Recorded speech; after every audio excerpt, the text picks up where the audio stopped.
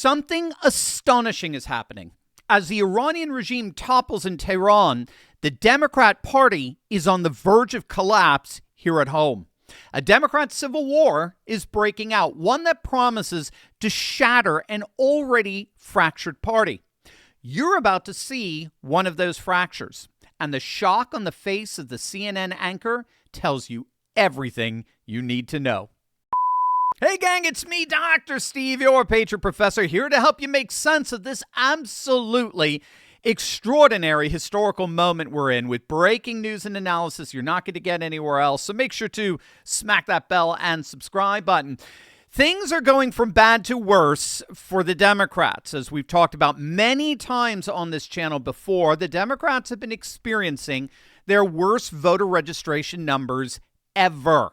In all 30 states that track voter registration by party, the Democrats have been hemorrhaging voters in every single one of those 30 states. But now, with the crushing of the Iranian regime, now Iranian-American Democrats are beginning to bail on the party as well. Watch Moj Madara, a self-avowed loyal Democrat. This is actually Gwyneth Paltrow's business partner, but she absolutely torches her Democrat Party on none other than CNN. I think that it is imperative the Democratic Party wake up and get past their dislike of Donald Trump, the President Trump, and their feelings of international conflicts going on. This is about national security. This is about what is possible in the Middle East. This is about being a good neighbor, good partner to the Gulf states and what their aspirations are.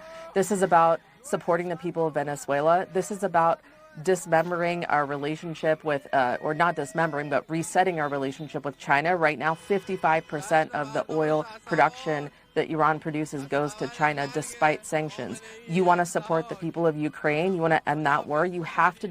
There is no getting around dismembering this Islamic Republic. It is non-negotiable. It is not a want to have. It is a have to have. And it's not just for the Iranian people. I think you have to trust the Iranian people. We know this government better than anyone else. When you dismember and decapitate this regime, you are going to see a change in the Middle East, in Venezuela, in China, in Ukraine. And I think, quite frankly, their ideology has really, it's caused a lot of problems for us worldwide. We need to take it seriously. And I think at this point, we have a tremendous opportunity. This will be like ending the Soviet Union, the Berlin Wall. This is a transformational moment for humankind, for security. And as an American, this is in our interest to complete it. So I am a Democrat. I have been a huge Democrat. I am incredibly disappointed with my party. I do not see myself in them in this moment. Yeah, and that stunned silence at the end with Dana Bash really said it all. CNN is realizing, along with the New York Times, that this historical moment that we're in is about to fracture the Democrat Party like never before. Lifelong Democrats are leaving. And like I mentioned earlier with the voter registrations, this has been going on for some time now. Between 2020 and 2024, Democrats lost approximately 2.1 million registered voters across those 30 states that track voter registration by party. All the while, Republicans gained 2.4 million voters. So that's a 4.5 million registration swing towards the Republicans in just 4 years. And this de-alignment away from the Democrat Party, and particularly among Iranians, that's been going on for a while now, too. Take a look at this video from January. Check this out. I used to be a Democrat. I stood by you guys because you promised us liberty, justice, diversity. This is not diversity.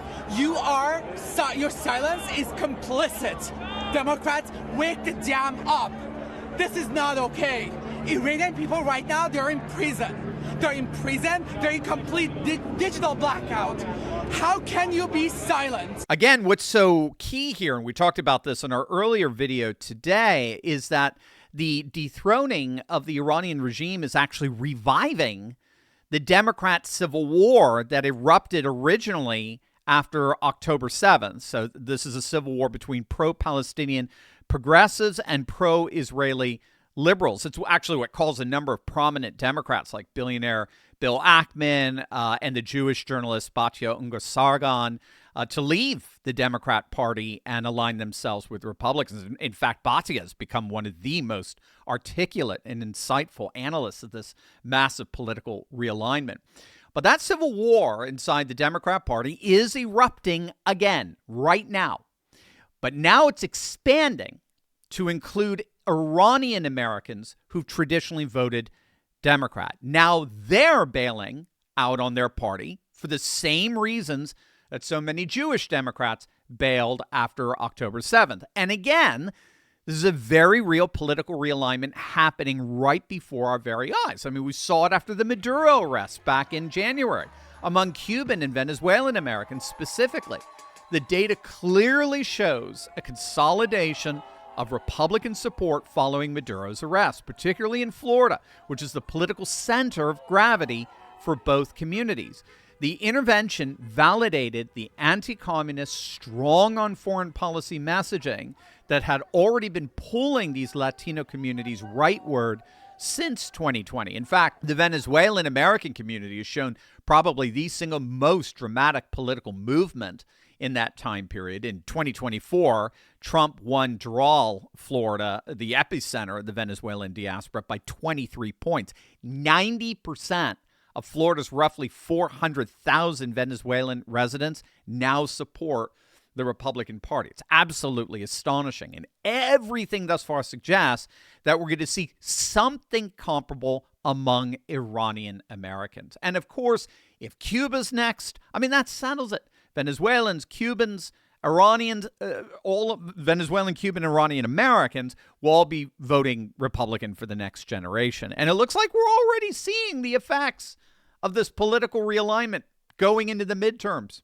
Harvard-Harris just dropped an absolute bombshell poll on the Democrats that's going to absolutely blow you away. Let me tell you what I'm seeing right now. Most people are trying to build wealth by making predictions, okay? They're trying to predict the market.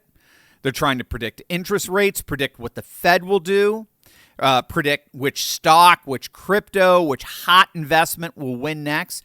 And that's exactly why so many Americans feel stuck. But I just learned about something that doesn't require prediction at all.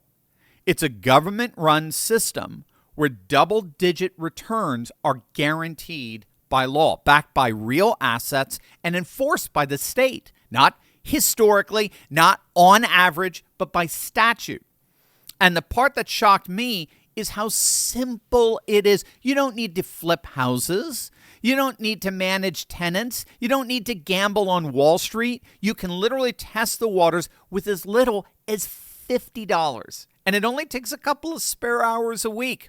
That's why my buddy Jay is hosting a free live masterclass this Tuesday at 8 p.m. Eastern. He's going to show you exactly how it works, step by step, and how regular Americans can start safely. But it's live only, no replay, so go to turleyclass.com to register. That's turleyclass.com, or text Turley to 72,000. Turley to 72,000. Again, Tuesday at 8 p.m. Eastern. If you want a return strategy based on state statutes, not prediction, I'll see you in this amazing masterclass. Take a look at this bombshell that was just dropped by Harvard-Harris. The generic ballot for the midterms is now officially tied, 50-50. It represents an 8-point swing to the Republicans since their last generic ballot poll a couple of weeks back. The Republicans gained 4 points while the Democrats lost 4. And as I read that poll, I thought about a rather remarkable piece that just dropped in Politico today. It's remarkable not because it's flattering to Trump, but because of what it admits. The headline reads, "Trump buries the 20th century." And the thesis is stunning. Politico, remember, Politico's a left-leaning mainstream outlet, okay? They are now openly acknowledging that Donald Trump has permanently dismantled the entire post-World War II global order and that there's no going back to it. That's the amazing thing with this article. The article argues that the old 20th century framework, NATO as we knew it, NAFTA-era trade deals, Obama's détente with Iran and Cuba. We could add the traditional Democrat voting coalition of Latinos, working class whites. All of it is now dead and buried. It's gone. And here's the key line. They admit that the next president, whoever that is, JD, of course, will not be able to restore any of it, even if it were a Democrat. NATO's place in the world ain't coming back. Obama's path of cozying up to the mullahs in Tehran and the Castros in Havana, in the words of the article, quote, is closed for good, precisely because those regimes are literally unraveling as we speak. There's no going back because those regimes don't exist anymore. Or won't, at least. America's entire posture as a trade partner has been, quote, changed forever. And ironically, that was even admitted by none other than the governor of Canada, as Trump likes to call him, Canadian Prime Minister Mark Carney, who declared at Davos last month, you may remember this, we talked about it, that we are living through what he called an epical rupture in geopolitics. This is not a mere setback. This is a total rupture, and that the old liberal international order is simply not coming back. It is over. Biden was supposed to rescue it, right? That's why the deep state and the Democrats and the establishment Washington, they all united to get rid of Trump after his first term. They knew that the liberal international order simply could not survive a second Trump term. Well, here we are. And at least they're consistent, right? They're openly admitting that Trump has literally smashed that liberal order, and it's not coming back. Now, of course, the hacks of Politico, who remembered they used to get USAID money, right? Do you remember that? They used to get our tax dollars in the form of USAID. These hacks can only stomach so much truth, right? They can only admit so much. So they tried to spin all of this as a cautionary tale. So they say Trump has torn down the old world, but he hasn't locked in a new one yet. But here's what they can't hide. And it's right there between every single line of this article. Donald Trump has done what no president since FDR has done. He has single-handedly ended one era of global politics, and he has begun another. The Iran regime is collapsing. Cuba is on the brink. Venezuela's dictator is in a Manhattan jail cell. NATO is being forced to stand on its own 2 feet. And the entire world is recognizing and reorganizing around a new reality. Politico calls it an immense question mark. We call it the dawn of a civilizationalist world, where nations reclaim their sovereignty, their identity, and their futures. And that means that the Democrats who thrived in the liberal order are seeing their world collapse. And if more and more Democrats have their way, they'll soon see their party collapse as well.